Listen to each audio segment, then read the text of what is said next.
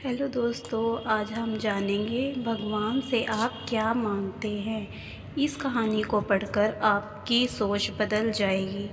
जैसे राजा ने जनता को मौका दिया, वैसे ही हमारा ईश्वर हमें रोज़ाना मौका देता है कुछ पाने का, लेकिन हम नादान हैं और ईश्वर की बनाई हुई चीज़ों को पाने में अपनी पूरी शक्ति लगा देते हैं।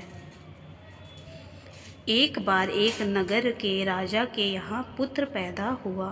इस खुशी में राजा ने पूरे नगर में घोषणा करवा दी कि कल पूरी जनता के लिए राज दरबार खोल दिया जाएगा। जो व्यक्ति सुबह आकर सबसे पहले जिस चीज़ को हाथ लगाएगा वो उसी की हो जाएगी। पूरे राज्य में खुशी का माहौल छा गया। सारे लोग खुशी से फूले न समा रहे थे। कोई कह रहा था कि मैं तो सोने के कलश पर हाथ लगाऊंगा। किसी को घोड़े का शौक था तो वो बोल रहा था घोड़े को हाथ लगाऊंगा। इसी तरह सारे लोग रात भर यही सोचते रहे कि सुबह वो किस किस चीज़ को सबसे पहले हाथ लगाएंगे। सुबह जैसे ही दरबार खुला, सारे लोगों का राजा ने दरबार में स्वागत किया। जैसे ही सबको अंदर आने का आमंत्रण दिया, सभी लोग राजमहल में रखी कीमती चीज़ों पर झपट पड़े। सबके मन में डर था कि कोई दूसरा पहले आके उसकी पसंदीदा चीज़ों को हाथ ना लगा दे। कुछ ही देर में दरबार का माहौल बड़ा अजीब हो गया। सारे लोग इधर उधर दौड़ रहे थे। राजा अपने सिंहासन पर बैठे थे। ये सब देख रहा था और राजा को बड़ा ही आनंद आ रहा था। अचानक एक छोटा सा बच्चा भीड़ से निकलकर आया और राजा की ओर आने लगा।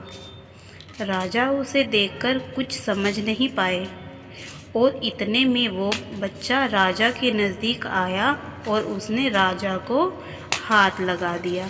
अब राजा उसका हो चुका था, तो इस तरह राजा की हर चीज़ उसकी हो गई। इसी तरह जैसे राजा ने जनता को मौका दिया, वैसे ही हमारा ईश्वर हमें रोज़ाना मौका देते हैं कुछ पाने का, लेकिन हम नादान हैं और ईश्वर की बनाई हुई चीज़ों को पाने में अपनी पूरी शक्ति लगा देते हैं।